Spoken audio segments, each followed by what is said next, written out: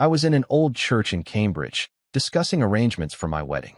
The historic First Parish building in Cambridge exuded a nostalgic atmosphere that enveloped my heart in warmth. The soft light filtered through the stained glass windows, gently illuminating the wooden pews that held over a century of history. In late May, a refreshing breeze lifted the petals of the blooming azalea in the church garden. This season in New England is perfect for weddings. The majestic sound of the organ echoed through the church, filling my heart with solemnity. "Are you sure about this venue?" the church coordinator anxiously asked me. Our budget of $25,000 was less than half the average cost of a wedding in this area. But Nathan and I had decided that paying off his student loans would take priority over an extravagant wedding. "Yes, this is the perfect venue for us," I replied with a smile. The reception at the adjacent Harvest restaurant would provide ample space for about 50 close friends and colleagues. Inside the historic church building, the elegant chandelier lighting cast soft shadows across the white tablecloths. Nathan and I were just starting our careers as researchers. I was working in a biology lab at Harvard, while he was developing new treatments at the M. Our combined annual income was $75,000. While it was not a small amount, we couldn't afford an extravagant wedding considering our student loan payments. But this was our choice, to live honestly with the person I love. That's what I thought would make us happy. That night, I came home to what seemed like a scene from another world. The living room was lined with wedding catalogs from luxury brands, and my sister Vanessa was sitting there with her fiancé. Her fiancé, James, was an executive at a major pharmaceutical company with an annual income of over $400,000. "Look, this is our wedding venue." Vanessa excitedly spread out a brochure for a luxury resort hotel.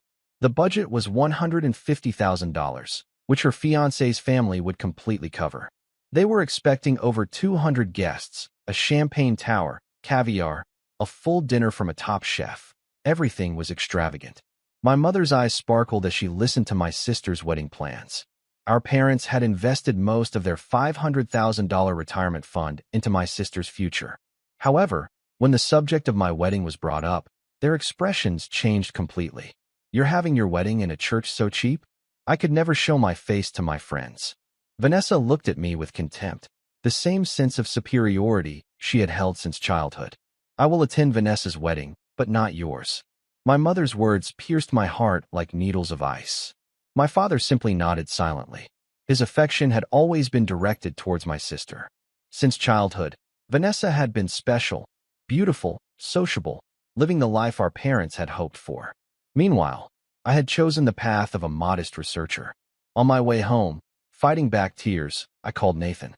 His warm voice echoed through the receiver. "It's okay, Olivia. We have our happiness. Even without your family's understanding, we have 50 dear friends who will celebrate with us." Those words gave me strength. It was true. It may not be flashy, but this wedding would be true to who we are. Although modest, it would be full of heart. The spring breeze gently swept the Harvard University campus, visible from the train window, with its fresh greenery. Nathan and I would walk our path, believing that love and honesty would bring true happiness. On the morning of our wedding day, it was a magnificent May day, as if heaven itself had blessed us. The morning sun touched the spire of First Parish in Cambridge, warming the red brick walls that had witnessed over a century of history. In the church garden, the azalea in full bloom swayed in the spring breeze, their petals falling like the confetti of nature's blessing. From early morning, my best friend Sarah and my colleagues from the lab had gathered, carefully placing flowers one by one on white tablecloths. Pink bridal veils and seasonal flowers created a simple yet heartfelt altar. The modest decorations harmonized perfectly with the solemn atmosphere of this historic church. Sarah smiled kindly at me. She had stayed up late the night before, helping with the preparations. Although my wedding dress was not from a luxury brand, my grandmother's antique lace veil added a special sparkle to the simple dress. "Your mother and Vanessa?" Sarah asked hesitantly as she helped me get dressed. "They will not come," I answered with a smile, trying to keep the pain from showing in my expression. My parents' and sister's seats would be empty, but that was inevitable. When the solemn tones of the organ began to echo through the church, I took a deep breath, standing at the entrance of the hall. About 50 guests were watching with warm smiles, colleagues from the lab, friends from college, and Nathan's family. It wasn't a big crowd, but the smile on each person's face filled the room with love. And there Nathan was, waiting at the altar, tears of joy shining in his eyes. "My beloved Olivia," Nathan's voice echoed through the quiet church. "Meeting you is the greatest miracle of my life. We may not be rich, but we live honestly, supporting each other, encouraging each other, always being thankful." Each of his words went straight to my heart. The light coming through the stained glass windows gently enveloped us, like a blessing from heaven. During the ceremony, I noticed the empty seats of my family, but strangely, I didn't feel sadness. Instead, gratitude filled my heart for those who were there, surrounding us with their warm smiles. After the ceremony, the reception began at the adjacent Harvest restaurant in the historic brick building. The soft light from the chandelier illuminated the space, and the aroma of New England clam chowder floated in the air, accompanied by the lively conversation of the guests. Then, an unexpected visitor arrived. "Can I have a moment?" The speaker was Thomas Walker, a prominent figure in the pharmaceutical industry who had shown interest in my research. "Dr. Miller, it was a beautiful ceremony." Thomas approached us with a smile and offered his congratulations. This kind of sincere ceremony truly represents genuine happiness. Although it is not extravagant, it is a wedding full of love and sincerity. I was deeply moved by his words. They brought tears to my eyes. Thomas's expression clouded slightly. "By the way, where are your father, your mother, and your sister? Are they sick?" That question created silent waves. No one knew my family had intentionally refrained from attending, but with this question, everything would come to light. The reception continued slowly. The delicate taste of the grilled Atlantic salmon, the accompaniments of seasonal vegetables, and the Boston cream cake for dessert. Although they were not luxurious, each dish contained the sincere care of the chef. The speeches of the guests were full of warmth. The professor from the laboratory spoke of our dedicated research approach. Friends from university talked about how Nathan and I met and grew together. Nathan's parents expressed their joy in welcoming me as a new member of their family. In that warm atmosphere, I realized that a new and true happiness cannot be measured by material things or money. The ties with people are what truly celebrate us. Outside the window, the setting sun over Harvard Square cast a soft light, as if it was resisting the end of the day. A soft bell rang in the reception hall of the Harvest restaurant, announcing the dessert service. At that moment, Thomas Walker's expression froze. He stared at the screen of his smartphone and then looked at me attentively. His gaze contained indescribably complex emotions. "Dr. Miller," his voice maintained its usual dignity but with a touch of sadness, "I need to ask you about this." Paula's smartphone post showed my sister Vanessa's Instagram account, posted just 30 minutes ago. There was a shocking message next to photos of her surrounded by luxury brand handbags and dresses. "I'm too embarrassed to attend my sister's cheap wedding. I wouldn't want my friends to see such a modest wedding. Real celebrities understand, right?" The post had likes from our parents. Even a comment from my mother. "This is the real celebration. It will be the wedding of our beloved Vanessa." The atmosphere in the place froze. I instantly took a deep breath and slowly closed my eyes. When I opened them, there were no tears. My voice sounded surprisingly calm. My family refused to attend my wedding, saying it was embarrassing. The sound of 50 guests holding their breath was audible. Everyone had believed the pretense of a sudden family illness. Thomas stood up silently. His expression showed a severity I had never seen before. "Excuse me, but I must attend to a matter. Urgent." He pulled out his smartphone and quickly began making calls. "Mr. President, I deeply apologize, but a serious problem has arisen. Urgent measures are needed regarding our dealings with the Richardson family." With those words, events began to unfold rapidly. In a corner of the venue, a video conference had begun with several executives. The faces on the screen showed serious expressions. "We should immediately review the $50 million deal with the luxury real estate development. Due to ethical concerns, we should reevaluate all business relationships." The voices of the executives, silent but firm, moved the situation forward. Thomas himself was composing a mass email to contacts in the industry. Clear words lined the text. "Due to the discovery of serious ethical problems, we are immediately reviewing all business relationships with the Richardson family. Actions that ignore basic human values are incompatible with our corporate philosophy. By then, queries from multiple business partners had started flooding James's company smartphone. Notifications continued to ring like warning bells. "What have you done?" James' furious call to my sister. His voice was so loud it could be heard outside the restaurant. "The company's reputation is ruined. All contracts will be void immediately." After the call, between sobs, my sister turned to my mother. "Mom, this is terrible." James is furious. "The company is in trouble." Panic spread like an avalanche. My father received an urgent call from a friend, warning him. Things have gotten serious. The whole family panicked and started running to the wedding venue. Meanwhile, I calmly sipped my champagne. The sweetness of the Boston cream pie felt oddly pleasant. Next to me, Nathan gently squeezed my hand. The atmosphere in the venue had changed, like the calm before the storm. The guests watched in silence, but with tangible tension, anticipating what would happen next. Thomas stood before us again and bowed deeply. "I sincerely apologize for causing such a disturbance on your special day." I gently shook my head. "No, thank you for revealing the truth." At that moment, the door to the restaurant swung open with a loud noise. There stood my family. With hurried footsteps, the expressions of my parents and sister were completely distraught, having lost all of their usual dignity and arrogance. My mother's makeup was smeared, her appearance disheveled in a way she would normally never allow. Vanessa, though wearing a luxury brand dress, was pale and shaky. My father tried to speak, but kept losing his words, just standing there. "Olivia, please." My mother's cry echoed through the place. Her voice held none of its usual haughtiness. Instead, it dripped with pure fear and desperation. "James's company is in trouble. Do something." My sister screamed, almost collapsing. "Big sister, help me. The engagement might be canceled. Please, do something." The air in the place instantly froze. The 50 guests held their breath at this unexpected development.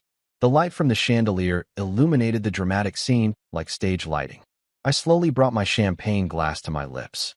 Although we had not prepared crystal champagne, this modest vineyard's glow contained our pride and dignity. After taking a sip, I spoke softly. "Could you please sit down? It is rude to cause a scene in front of everyone." At those words, my mother seemed to come to her senses. Suddenly, she realized that there were 50 guests present. "Oh yes, of course." My mother sat down nervously, and my father and sister followed her. At my side, Nathan gently squeezed my hand. His warmth gave me strength. My sister began to speak between sobs. "All the $50 million agreements of James' company could be canceled. If that happens, the engagement, my life. This is the result of you making fun of my wedding as cheap and posting it on social media." I interrupted her. Thomas Walker stood up, cutting my sister off. His expression showed severity, but also dignity. "Richardson family." His voice resonated calmly, but firmly throughout the place. "This is no longer just a family matter. It is a serious ethical problem that goes to the core of our business." The faces of my parents and sister turned even paler. Discrimination based on social status and economic power. Abandonment of family love. And the public display of these actions on social networks. Thomas silently scrolled through my sister's post on his smartphone. "Cheap wedding. I can't show it to my friends." And parents like this post. It is already causing huge waves throughout the industry. My father's shoulders slumped. "We are currently receiving numerous inquiries from business partners asking if we should review our dealings with the Richardson family." But as my sister desperately tried to make excuses, I silently raised my hand. "Vanessa, shut up." At those words, my sister fell. I had never spoken to her in such a loud tone before. "This is the fruit of the seeds you sowed. Nothing more, nothing less." I picked up my dessert fork and silently cut into the Boston cream pie. I continued. "You couldn't celebrate my wedding as a family. Instead, you mocked and scorned it. How can anyone trust you as a business partner? A bore." Silence hovered over the place. In that silence, I slowly brought the dessert to my mouth. The soft sweetness of the custard melted on my tongue. But, big sister, we are family." "No." At my sister's anguished cry, I bowed my head gently. "Family? How interesting. Just a few hours ago, my wedding was too embarrassing to attend, no? Oh yeah, your words about how real celebrities understand were pretty impressive too." I bet you didn't expect that definition of celebrity to be overturned so quickly." At those words, my sister completely broke down. She collapsed, dragging her luxury brand dress across the floor. "There might be a solution," Thomas spoke again. All eyes in the venue were focused on him. "Solving ethical issues requires a proper and sincere response, and that response can't just be a formal apology." He placed his smartphone on the table and continued. "First, a full retraction and apology for the social media posts. Then, a detailed explanation of the circumstances and a written statement of reflection. Ethics training would also be necessary." "And the deals?" my father asked in a weak voice. "No, that's just the bare minimum response. Rebuilding trust will take much more time and effort." At these words, the color faded from the faces of my entire family. That's when Nathan stood up silently. "Father-in-law, mother-in-law, and Vanessa," he said. His voice maintained its usual sweetness but carried an inner strength. "Worth is not necessarily measured by money or luxury. It exists in human sincerity, thoughtfulness, and love." Nathan placed his hand gently on my shoulder. "This cheap wedding has the sincere blessings of 50 precious people, and those blessings are priceless." The assembled guests fell into silence. At that moment, big tears fell from the eyes of my parents and my sister. They were tears of regret, genuine as I had never seen before. Spring in Cambridge embraced the city with the same gentleness as 5 years ago. In front of First Parish in Cambridge, the azaleas were once again in full bloom, swaying in the wind. Beneath those petals, a little girl was running with a smile. "Emma, be careful when you run," I shouted with a smile. My 3-year-old daughter was dancing among the petals of the flowers like a spring bloom. Her eyes had the sweetness of Nathan's. In these 5 years, our lives had changed drastically. Nathan's research on new treatments bore fruit, bringing offers of collaboration from several pharmaceutical companies. I got a position as an associate professor at Harvard University. And above all, the birth of our little girl, Emma, brought new joy and meaning to our lives. Meanwhile, Vanessa paid a high price due to the impact of the social media post from that day. Her engagement to James was called off, and her dream of a lavish wedding at a luxury resort hotel was wiped out. Most of our parents' retirement fund, which they had invested in, also dwindled due to stock market crashes. Vanessa stayed secluded in our parents' house for a while. Then, one day, she suddenly decided to move to a small town. There, she started working in a small flower shop. She sold all her luxury brand handbags and dresses, starting a modest life.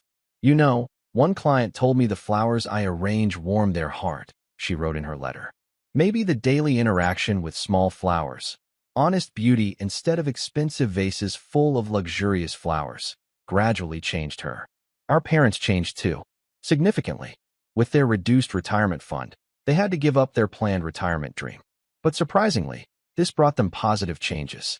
Instead of a luxurious retirement, spending time with family is more important, my mother whispered as she held Emma.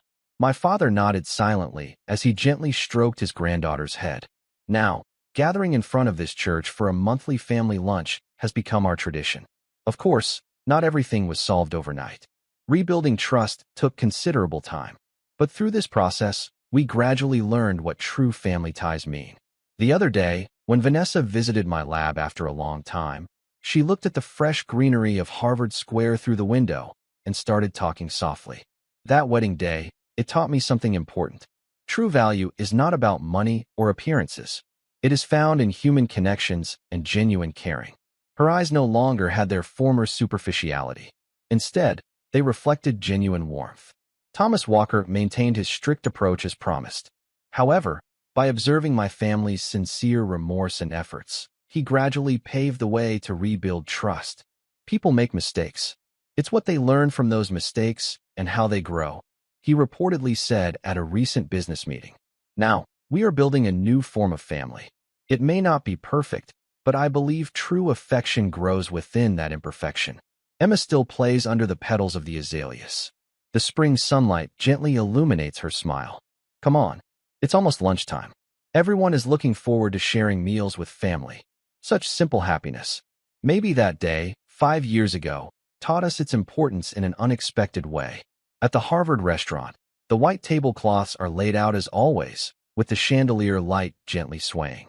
The food is not extravagant, but the joy of sharing this time seems more valuable than any fancy cuisine. Emma, Grandma and Grandpa are here. Watching my daughter happily run toward them, I smiled silently in my heart. Life sometimes takes unexpected turns, but each turn takes us to the right place. A spring breeze gently swept through Harvard Square.